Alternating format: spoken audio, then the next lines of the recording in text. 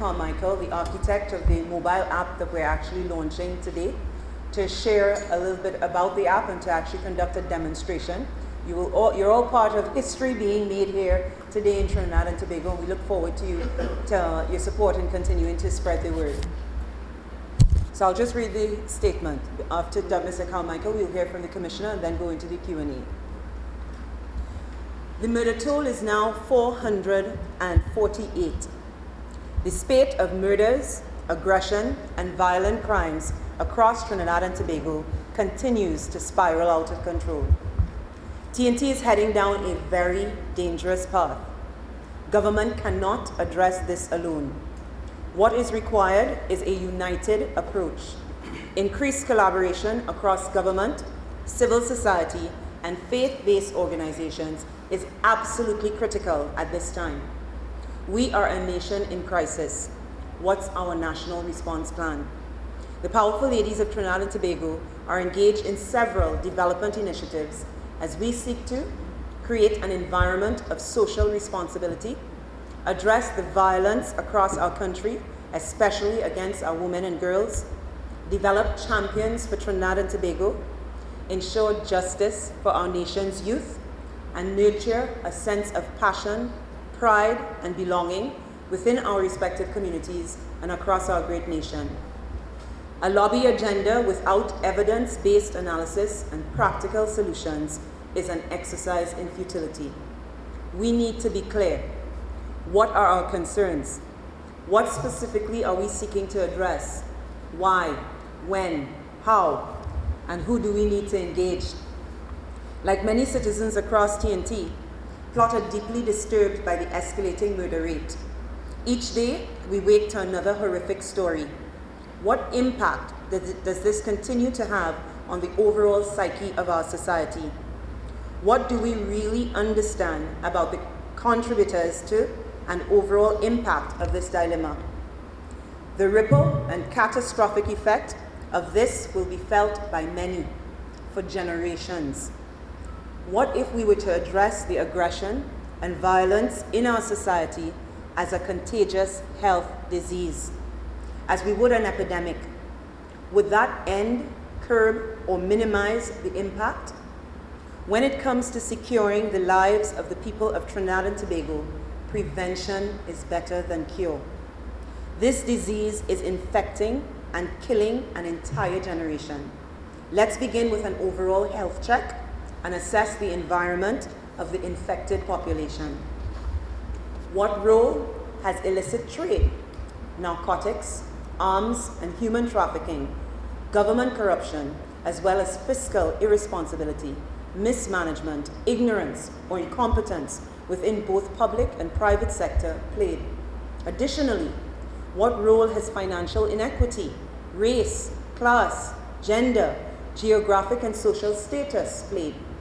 What are the primary contributors to violent crime? How many of the victims of violent crimes have been young men, women, children? How many of the murders have been white-collar, gang, or domestic violence related? How many of these crimes have been executed in broad daylight? Are we as a nation effectively tracking and reporting on crime? What do the statistics indicate? PLOTT has been conducting detailed analysis of these crimes. We have noted as at November 30th that 88.4% of all killings in this country have been by shooting and stabbing. What are the implications of this? Whereas men murdered by shooting represent about 75% of the male cases, women are most often stabbed.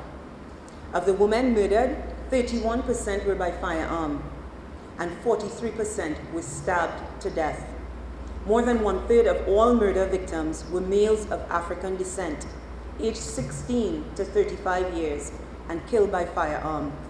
Most murder victims were males, that's 88% of all victims, and were between 26 to 35 years of age. More than half the murder victims were males between the ages of 16 to 35 years. 3/4 of all victims were killed by firearm. The majority of victims were Africans. 52% of all murder victims were of African descent and killed by a firearm. These murders most often occurred in what many previously considered their safe zones, that is, in or around the victim's home. Today, a typical incident of murder in Trinidad and Tobago occurs between 6 p.m. and 2 a.m. and is no longer isolated to traditional hotspots. The violence has spread across Trinidad and Tobago, with the majority of murders now taking place around the east and northeast of Trinidad, and by perpetrators with presumed gang-related motives, and the majority of these murders remain undetected. That is, in spite of the fact that almost 80% of the victims were found and or killed in the same municipality where they resided. In November, the highest number of murders were in the East and Northeast divisions. This area represented almost half of all murders last month. Central Trinidad recorded the second highest number of murders. We have and will continue to share details on these murders, domestic violence, and other crimes against our young men, women, and children. As we seem to have become desensitized, beyond the loss of life and sanity, what is all of this really costing our nation? Can we quantify the impact of this continued and senseless loss of human life, the emotional distress? What impact is this having on national productivity, social and economic growth and sustainability? If we could quantify the impact, would it make a difference to our stakeholders? Would it make a difference to you? With a detection rate that varied between 3 to 9% in 2015, how many of the murders in Trinidad and Tobago are and will remain unsolved? Where are the perpetrators now? Based on the contributors and geographic spread of violent crime, we see that they are not isolated to any one specific community. They reside in your neighborhoods and workspace. They may well be your friends, family, and colleagues. How long are we going to allow this to continue? What's our national response plan? In addition to our monthly events, we continue to issue 2 monthly publications, one on Orange Day and a monthly crime analysis at the beginning of each month. It is our intention to make the content of these publications accessible to all citizens of Trinidad and Tobago. As the issue of violent crime persists, PLOTT has engaged a number of strategic partners to assist with expanding our current research and analysis, the scope of our monthly publications, and our organization's community outreach. While PLOTT's activities are regularly communicated via social media and traditional media, print, radio, and television, including newspaper cover stories and prime-time news coverage, this is not enough. We want the violence to stop.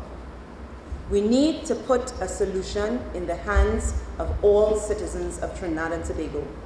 We need to make community defense against crime a priority. We need to provide safety awareness for everyone. So let me tell you about CSAFE.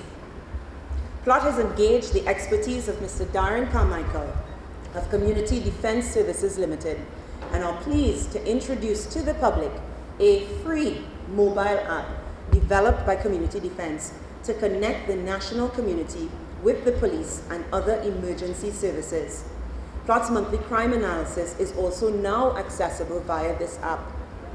The new app allows Community Defense to quickly disseminate emergency alerts and post news about missing or wanted persons, public safety notifications, and weekly crime reports. In the event of an emergency, app users receive instant notification via their mobile devices. Citizens can easily send comments and crime tips anonymously if they wish, and place calls to Community Defense's 24-hour hotline with the touch of a button. You can also notify policing agencies about suspicious activity and log trouble reports with public utilities easily by uploading images through the app. Anyone using Android, Windows, or Apple platforms can download the app simply by using the App Store and searching for Community Defense. We encourage you to do so now. As Mr. Carmichael will share, the CSAFE app provides an easy-to-use method for two-way communication between a comprehensive program and the national community. It's a valuable tool for keeping citizens safe. PLOTT has been in collaboration with the Trinidad and Tobago Police Service on a wider response plan. Last year, we conducted a focus group on crime and national security, which engaged the commissioners of police and prisons, social activists, concerned citizens, and various field experts, including criminologists and researchers on the operative illicit trade of TNT. The members of our crime research and analysis team are present today. They include, present today, Ms. Danielle Francois and myself. And of course, Mr. Carmichael. We have others. Acting Commissioner Williams has emphasized the need for a comprehensive and cohesive approach to address crime. Partnering with the Trinidad and Tobago Police Service on this app allows TTPS officials to post photos and images, bulletins, calendar of events, and even conduct much-needed surveys via the app. The app supports the commitment of everyone present on this panel to address the issue of crime. Thanks to Community Defense, we can now do so by engaging with the national community in a timely manner through improved use of technology, including all forms of social media. News that is distributed through the app can also be set to automatically post on CSAFE social media accounts and distributed directly to the news media. The CSAFE app is not meant to replace calling 999 for crimes and emergencies in progress. Those experiencing an emergency situation are encouraged to continue to call 999 for immediate assistance. I want to mention that that can also happen through the app as well. The CSAFE app was developed for Community Defense Services Limited under the name USPD Hub by Logic 3 IT Solutions of Citrus Heights, California, USA. Many of you are in receipt of a little booklet that actually has the QR code, so you can actually, as we go through today's session, because Darren's about to take you through a demo, you can actually scan the QR code to quickly download the app if you haven't already done so. We've circulated them to give you time to actually download it. Or you can type Community Defense in the search box of your app store. I'll now hand over to Mr. Darren Carmichael to say a few words and conduct a live demonstration of the app. Thank you.